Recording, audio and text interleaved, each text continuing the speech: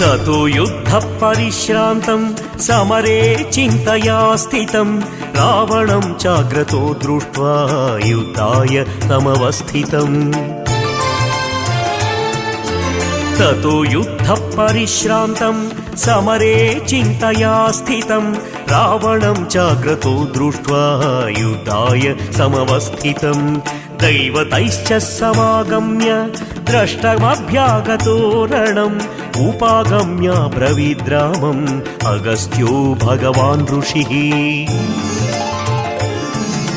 राम राम महाबाहो